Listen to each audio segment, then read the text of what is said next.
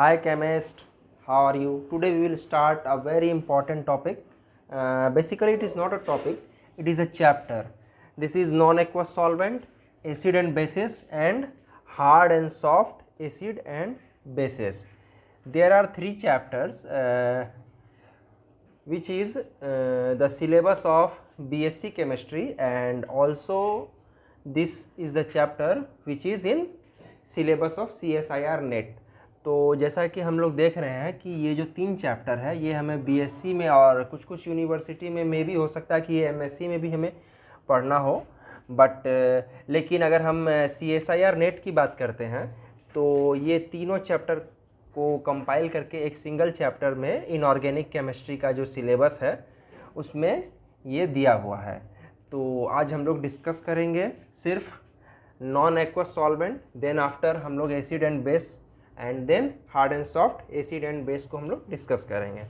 तो गाइस हमने जो सिलेबस को कुछ इस तरह डिज़ाइन किया है कि इसमें जो है अगर आप इसको पढ़ते हैं तो आपका जो है मतलब डिग्री का भी सिलेबस कंप्लीट हो जाएगा, और डिग्री के सिलेबस को कंप्लीट करते हुए इसके एडवांस लेवल पर भी हम लोग जाएंगे, ताकि अगर आप हमारा जो लेक्चर सीरीज़ है अगर इसको कंप्लीट देखते हैं तो इसमें जो है हमारा जो मतलब बीएससी का भी पार्ट या एमएससी के, या मतलब मेरे कहने का मतलब है कि जिस यूनिवर्सिटी का ये एमएससी में सिलेबस है तो वो भी कंप्लीट हो जाएगा, और इसके अलावा जो है CSIR नेट का जो सिलेबस है वो भी कंप्लीट हो जाएगा। तो चलिए स्टार्ट करते हैं।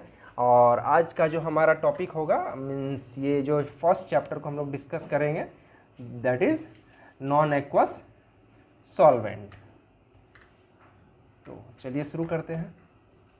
तो नॉन एक्वस सॉल्वेंट को डिस्कस करने से पहले हम लोग डिस्कस करेंगे व्हाट इज सॉल्वेंट। सॉल्वेंट होता क्या है? देखिए सॉल्वेंट जो है basically it is a substance, मतलब कि एक ऐसा सब्सटेंस है जो कि काफ़ी सारे मतलब अदर सब्सटेंस को अपने अंदर डिसॉल्व करने का क्षमता रखता है, मतलब घुलाने का क्षमता रखता है। Substance which is capable of dissolving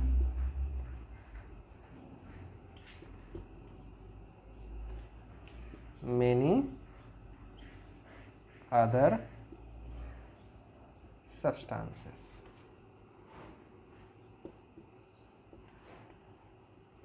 basically जो डेफिनेशन होता है सॉल्वेंट का वो यही होता है। और सॉल्वेंट के डेफिनेशन के बाद हमारा जो चैप्टर है नॉन एक्वस सॉल्वेंट, तो नॉन एक्वस सॉल्वेंट को डिस्कस करने से पहले हम डिस्कस करेंगे एक्वस सॉल्वेंट। और एक्वस सॉल्वेंट को जब हम लोग समझ लेंगे तब हमें समझ में आएगा कि हमें नॉन एक्वस सॉल्वेंट को डिस्कस करने का या इस चैप्टर को पढ़ने का ज़रूरत क्या है। तो बेसिकली जो हमारा एक्वस सॉल्वेंट है वो वाटर होता है। एक्वस सॉल्वेंट जो है हम लोग वाटर को बोलते हैं। अब वाटर को एक्वस सॉल्वेंट बोलते हैं, और वाटर का प्रॉपर्टी भी हम लोग देख लेते हैं। तो वाटर का जो पहला प्रॉपर्टी है कि ये बहुत लॉन्ग टेम्परेचर रेंज तक हमें लिक्विड फॉर्म में एग्जिस्ट करता है। कहने का मतलब है कि 0 डिग्री से 100 डिग्री सेल्सियस का जो टेम्परेचर रेंज है उस टेम्परेचर रेंज में वाटर जो है लिक्विड फॉर्म में एग्जिस्ट करता है। तो इसका जो है लिक्विड का जो टेम्परेचर रेंज है वो है हमारा 0 to 100 डिग्री सेंटीग्रेड। सेकंड क्या है? इजी टू प्यूरीफाई, हम इसको बहुत ही आसानी से प्यूरीफाई कर सकते हैं। उसके अलावा इसको इजीली हैंडल भी कर सकते हैं।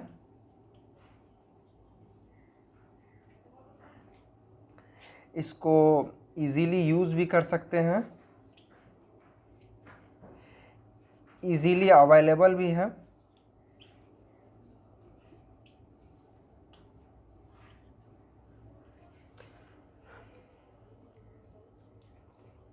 ये 4 इम्पोर्टेंट पॉइंट है। इसके अलावा वाटर का जो है डाई इलेक्ट्रिक कॉन्स्टेंट वैल्यू बहुत हाई होता है। वाटर का डाई इलेक्ट्रिक कॉन्स्टेंट वैल्यू बहुत हाई होता है, तो इससे हमें ये प्रॉफिट मिलता है कि हम कई सारे जो आयोनिक कंपाउंड है उसको बहुत ही इजीली डिसॉल्व कर सकते हैं। कहने का मतलब हुआ कि water have high dielectric constant value so that it is capable of reducing the force of attraction binding the charged ion in electrolyte in solid state. मतलब कि जो फोर्स आयोनिक कंपाउंड को सॉलिड स्टेट में जो उसके ions होते हैं उनको बाइंड करके रखता है, उस फोर्स को जो है हम इजीली ओवरकम कर सकते हैं with the help of this dielectric constant. और ये डाइलेक्ट्रिक कांस्टेंट वैल्यू हाई है, तो ये जो है आयोनिक सॉलिड का जो अट्रैक्शनल फोर्स है उसको मतलब कम करता है, और इजीली जो हमारे आयनिक सॉलिड है वो आयन में कन्वर्ट हो जाते हैं और वाटर में इजीली डिसॉल्व हो जाते हैं। इसके अलावा वाटर जो है हमारा नॉन टॉक्सिक है एंड न्यूट्रल सॉल्वेंट है। तो बेसिकली ये सारे जो हम देख रहे हैं इनके वाटर की जो मतलब प्रॉपर्टी है, ये इन्हें बहुत ही मतलब एक्सीलेंट सॉल्वेंट बनाता है। बट बहुत सारे ऐसे कंपाउंड्स हैं जहाँ पर कि बहुत सारे ऐसे कंपाउंड्स हैं जो कि वाटर में इजीली डिसॉल्व नहीं हो पाते हैं। तो उस कंडीशन में हम लोग क्या करते हैं, कोई अदर सॉल्वेंट यूज़ करते हैं, और वैसे सॉल्वेंट को जो है हम लोग नॉन एक्वस सॉल्वेंट बोलते हैं।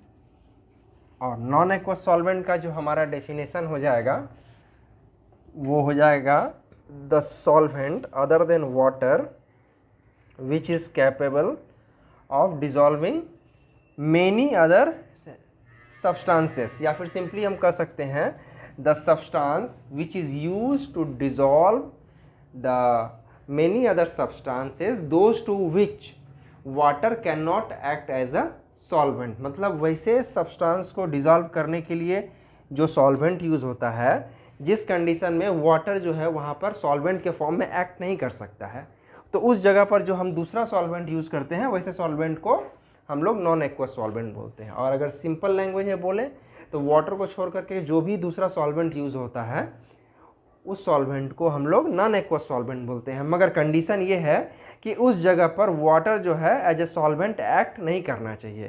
कहने का मतलब हुआ कि सपोज़ कीजिए कोई एक सब्सटेंस है, ये सब्सटेंस अगर वाटर में डिसॉल्व हो रहा है तो ये सब्सटेंस को हम लोग दूसरे सॉल्वेंट डिसॉल्व करने की कोशिश नहीं करेंगे।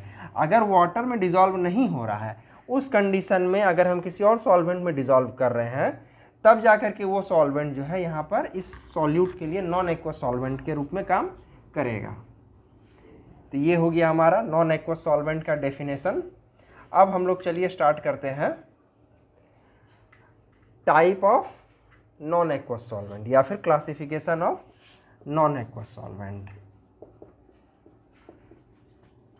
Classification of non aqueous solvent. तो क्लासिफिकेशन जो है हमारा नॉन एक्वस सॉल्वेंट का बहुत सारा है, तो लेकिन हाँ एक चीज़ मैं भूल गया था बताना, नॉन एक्वस सॉल्वेंट का कुछ एग्जांपल्स है वो आप लिख लीजिएगा। तो पहला एग्जांपल हम लोग ले लेते हैं liquid ammonia, sulphur dioxide, dinitrogen tetroxide N2O4। इसके अलावा और भी बहुत सारा सॉल्वेंट है जिसको कि हम लोग नॉन एक्वस सॉल्वेंट के फॉर्म में यूज़ करते हैं, बट अभी ये 3 लिखिए, ये इतना काफ़ी है। फिर आगे जब हम लोग फर्दर स्टडी करेंगे तो वहाँ पर देखेंगे और कई सारे सॉल्वेंट्स जो भी आते हैं इंपॉर्टेंट सॉल्वेंट्स, उन सभी सॉल्वेंट्स के हम लोग जो है डिटेल स्टडी करेंगे। तो classification of non aqueous solvent में पहला क्लासिफिकेशन जो है हमारा based on proton donor and proton acceptor. Proton donor and proton acceptor मतलब प्रोटॉन कोई आइदर ये डोनेट कर सकता है या फिर प्रोटॉन को एक्सेप्ट कर सकता है। तो इस बेसिस पर 3 टाइप्स के नॉन एक्वस सॉल्वेंट होते हैं। पहला हो गया हमारा प्रोटिक सॉल्वेंट, प्रोटिक बोलिए या फिर प्रोटोनिक बोलिए, एक ही बात है, प्रोटोनिक सॉल्वेंट। सेकंड हो गया एप्रोटिक सॉल्वेंट, एप्रोटिक सॉल्वेंट या फिर एप्रोटोनिक सॉल्वेंट, ये भी सेम है। थर्ड हो जाएगा हमारा एम्फोटेरिक सॉल्वेंट।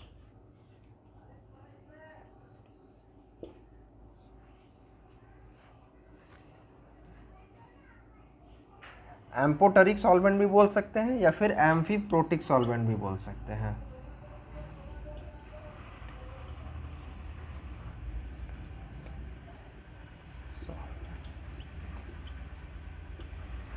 तो ये बेसिकली 3 टाइप के सॉल्वेंट हैं।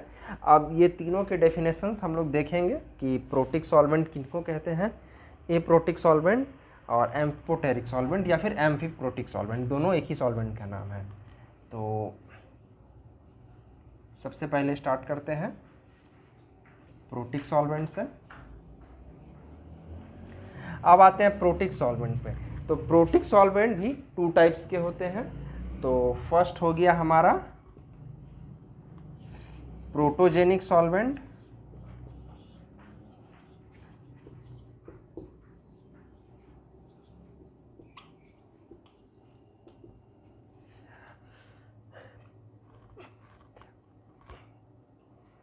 प्रोटिक सॉल्वेंट का जो है आप पहले डेफिनेशन लिख सकते हैं।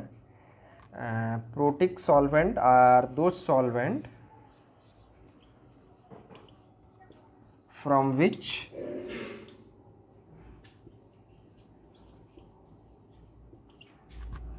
proton can be easily derived।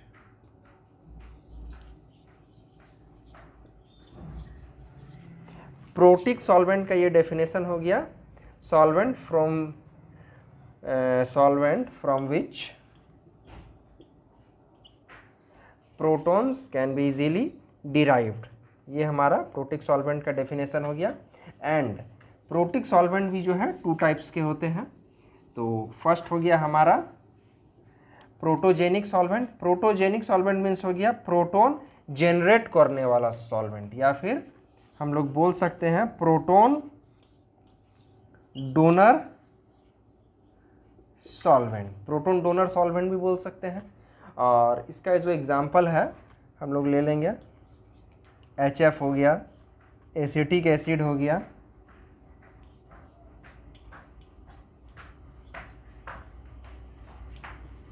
H2SO4 हो गया, सल्फ्यूरिक एसिड, और भी इसके अलावा काफ़ी सारे एग्जांपल्स हैं। तो ये हो गया हमारा फर्स्ट पार्ट, प्रोटिक सॉल्वेंट का फर्स्ट हो गया प्रोटोजेनिक सॉल्वेंट, जिसको कि हम लोग प्रोटॉन डोनर सॉल्वेंट भी बोलते हैं। सेकेंड है हमारा प्रोटोफिलिक सॉल्वेंट। तो सेकेंड एग्जांपल में हम लोग चलते हैं protophilic solvent.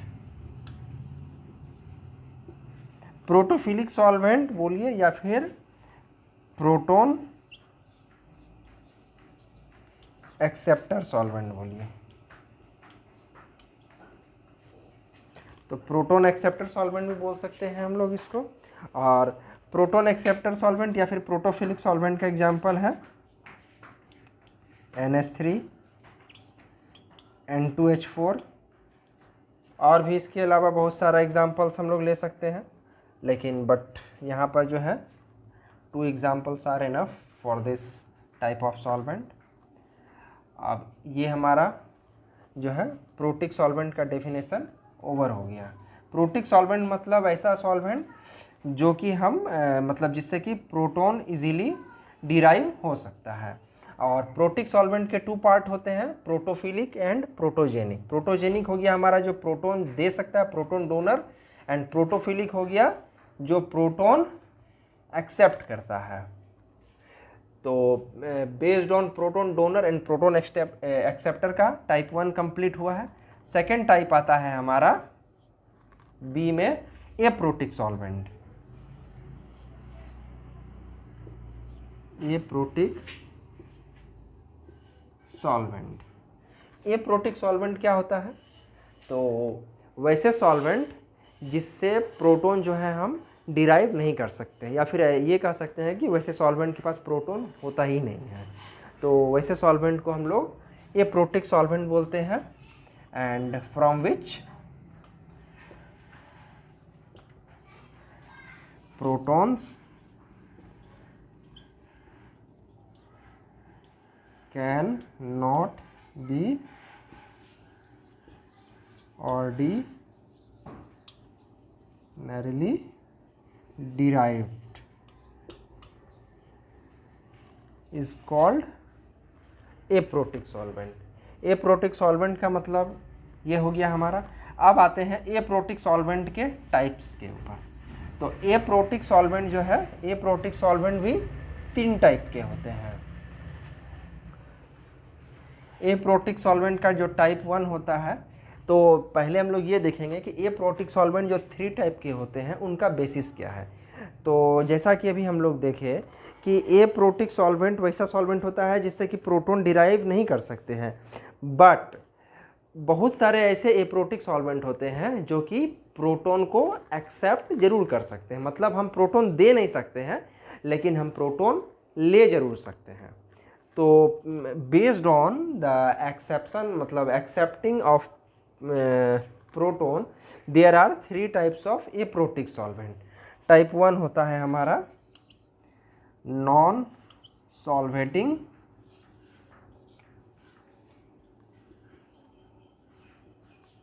Non dissociating,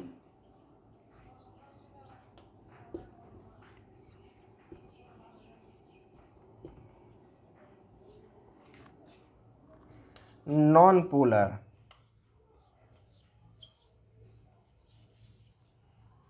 non polar बोल सकते हैं या फिर वीकली पोलर बोल सकते हैं।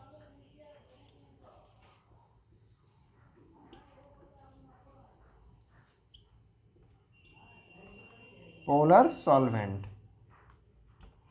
नॉन डिसोसिएटेड, नॉन पोलर और नॉन सॉल्वेटिंग सॉल्वेंट। ये जो सॉल्वेंट होता है ये नॉन सॉल्वेटिंग होता है, ना ही ये सॉल्वेट करेगा, ना ही डिसोसिएट होगा और ना ही पोलर होता है। या फिर बहुत रेयर केस में जो कुछ कुछ सॉल्वेंट होते हैं वो वीकली पोलर होते हैं। तो इनका एग्जांपल हो गया हमारा जैसे कार्बन टेट्राक्लोराइड, या फिर कुछ कुछ जो है हमारा कार्बन टेट्राक्लोराइड के अलावा कुछ कुछ हाइड्रोकार्बन्स भी होते हैं जो कि इसके मतलब टाइप्स में आते हैं।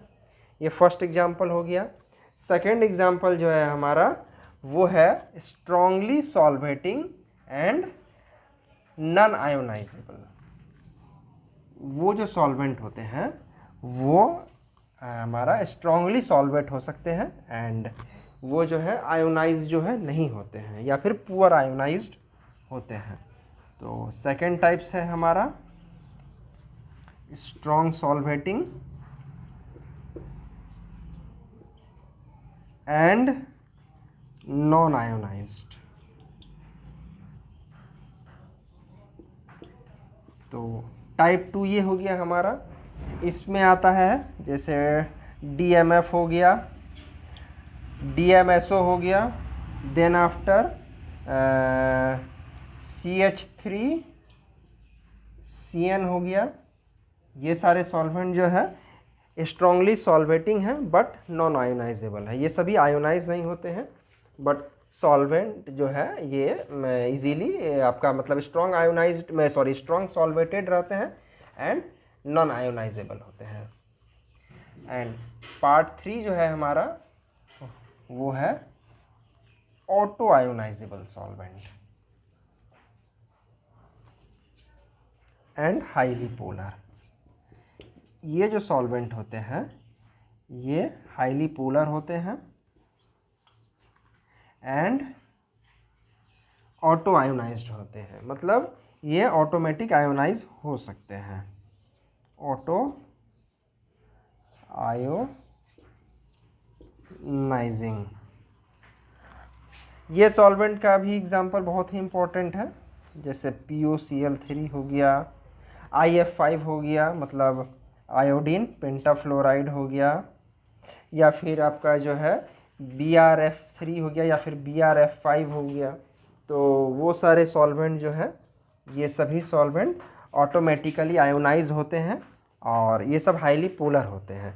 ये सभी सॉल्वेंट में आप देख रहे होंगे इनके पास कोई भी हाइड्रोजन नहीं है, यानी कि इनके पास कोई भी प्रोटॉन नहीं है। एंड ये सभी जो है बट प्रोटॉन को एक्सेप्ट कर सकते हैं। हाँ, एक और इम्पॉर्टेंट पॉइंट है, what is proton.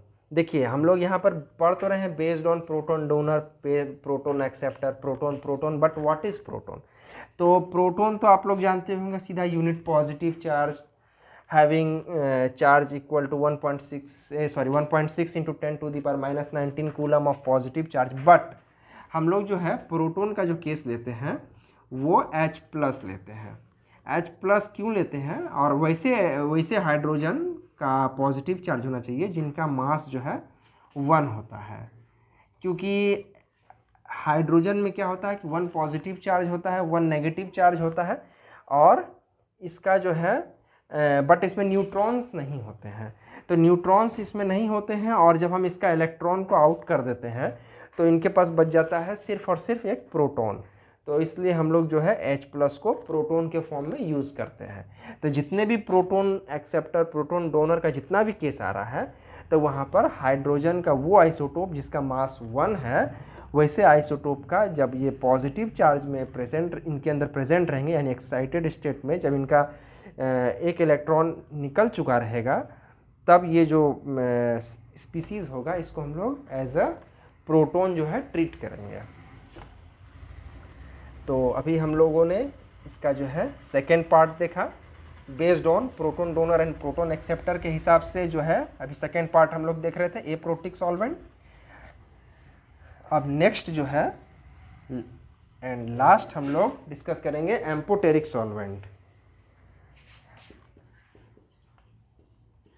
Amphoteric solvent. Amphoteric solvent मतलब एक ऐसा सॉल्वेंट होता है जो कि एसिड से भी रिएक्ट करता है और बेस से भी रिएक्ट करता है। इसको हम ऐसे भी कह सकते हैं, solvent have neither to solvent have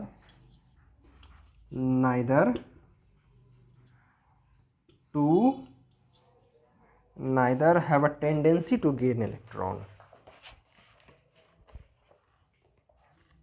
neither a tendency to get electron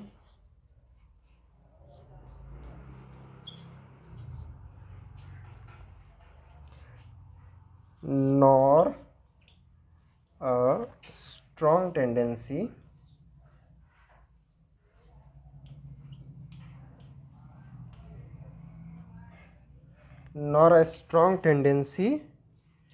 to lose proton.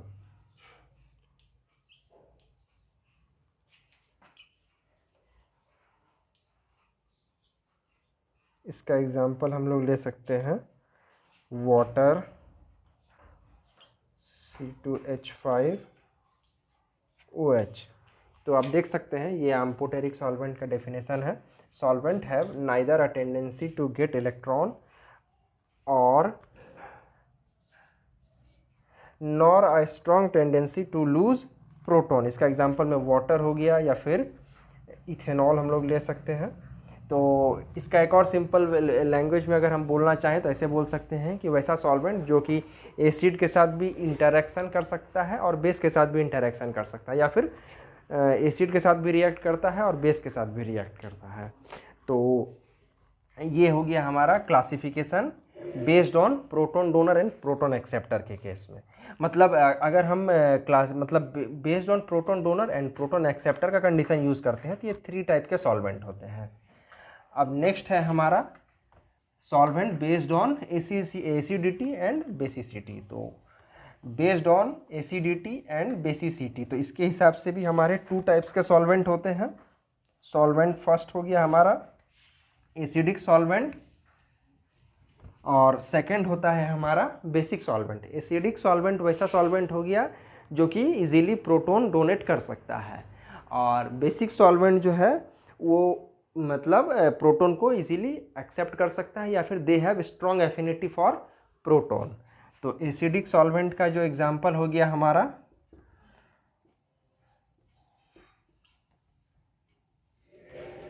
जैसे हम एसिटिक एसिड भी ले सकते हैं, शॉर्ट में उसको हम ACOH भी लिख सकते हैं, और या फिर हो गया हमारा H2SO4 हो गया। बेसिक सॉल्वेंट का डेफिनेशन हो गया बेसिक सॉल्वेंट। बेसिक सॉल्वेंट के लिए हम लोग बोल सकते हैं such solvent have strong affinity for proton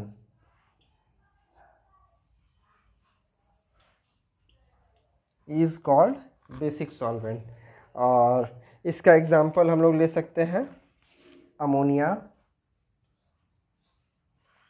hydrogen ले सकते हैं N2H4, और भी बहुत सारे एग्जांपल्स हैं, तो किसी को भी पिक किया जा सकता है। तो बेसिकली हमारा 2 टाइप्स कंप्लीट हो गया। एक हो गया based on proton donor and proton acceptor, second is acid and basic solvent, and last one हो गया। और इसके अलावा जो थर्ड वन हमारा एग्जांपल्स है वो है बेस्ड ऑन आयोनाइजेशन। कहने का मतलब हुआ कि ionising solvent, ionising and non ionising solvent. तो लास्ट जो हमारा क्लासिफिकेशन है वो है आयोनाइजिंग सॉल्वेंट का। तो फर्स्ट होता है हमारा auto ionising solvent, auto ionizing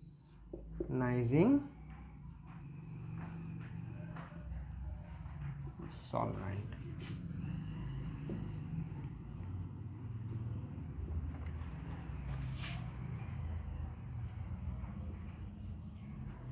based on ionisation, third part हो गया, first part, second part, third part. तो फर्स्ट होता है हमारा ऑटो आयोनाइजिंग सॉल्वेंट, मीन्स ये हुआ कि such solvent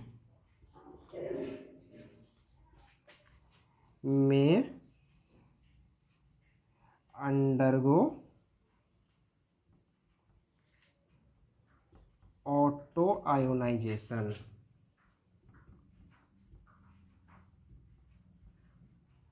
auto ionization, such solvent undergo automatic ionization. इसका जो एग्जांपल होगा जैसे वाटर हम लोग ले सकते हैं।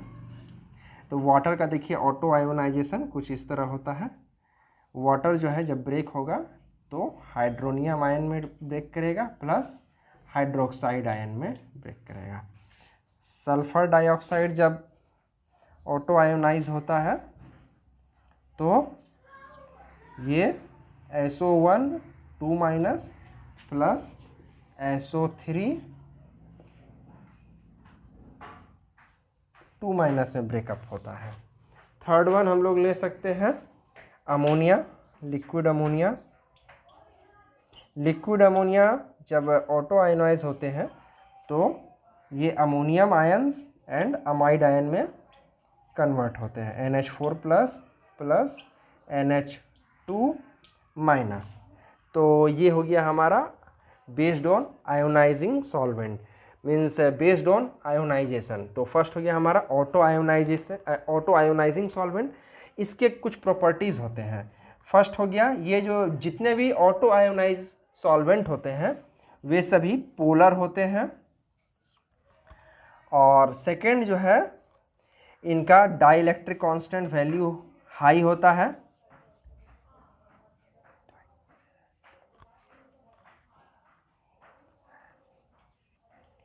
डाइलेक्ट्रिक कांस्टेंट जो है हाई होता है इनका। लॉन्ग रेंज ऑफ टेम्परेचर में ये लिक्विड फॉर्म में एग्जिस्ट करते हैं, long temperature range for liquid state. ये 3 पॉइंट जो है सबसे इम्पॉर्टेंट है। इसके अलावा सेकंड होता है हमारा जो वो ऑटोमेटिकली आयोनाइज नहीं होते हैं, तो वैसे सॉल्वेंट को नॉन आयोनाइज सॉल्वेंट बोलते हैं या नॉन आयोनाइजेबल सॉल्वेंट बोलते हैं। उन सॉल्वेंट का जो प्रॉपर्टी होता है वो ये तीनों प्रॉपर्टी का जस्ट अपोजिट होता है। सबसे पहला बात तो वो इस तरह ऑटोमेटिक आयोनाइजेशन नहीं होगा उस सॉल्वेंट का। सेकेंड पॉइंट, वो नॉन पोलर होते हैं, मीन्स उनके अंदर पोलैरिटी नहीं होती है। थर्ड वन, उनका डाइलेक्ट्रिक कांस्टेंट वैल्यू जो है लो होता है, यानी कि डाइलेक्ट्रिक कांस्टेंट वैल्यू लो होगा, पोलर भी नहीं होंगे, और ये जो लॉन्ग टेम्परेचर रेंज जो होता है लिक्विड स्टेट का वहाँ पर शॉर्ट हो जाएगा। तो यानी कि वो शॉर्ट रेंज ऑफ टेम्परेचर में लिक्विड फॉर्म में एग्जिस्ट करेंगे। शॉर्ट टेम्परेचर रेंज का मतलब है जैसे हम लोग देखते हैं वाटर जो है 0 से 100 डिग्री तक लिक्विड फॉर्म में एग्जिस्ट करता है, लेकिन इसका मतलब हुआ कि पूरा हमें 100 डिग्री तक का रेंज मिलता है जिसमें कि वाटर लिक्विड फॉर्म में एग्जिस्ट करता है। ठीक उसी तरह जो नॉन आयोनाइजेबल सॉल्वेंट है वो शॉर्ट टेम्परेचर रेंज मतलब बहुत कम ही टेम्परेचर रेंज के बीच में वो लिक्विड फॉर्म में एग्जिस्ट करेगा। तो गाइस आज हम लोग जो है टाइप ऑफ सॉल्वेंट देखे, व्हाट इज़ एक्वा सॉल्वेंट को देखा and what is non aqua solvent का डेफिनेशन को डिस्कस किया। तो आज के वीडियो में हम लोग बस यहीं तक देखेंगे, फिर मिलते हैं कल अगले वीडियो में। तब तक के लिए बाय बाय। इन सबको लर्न कीजिए और मौज में रहिए। Thank you.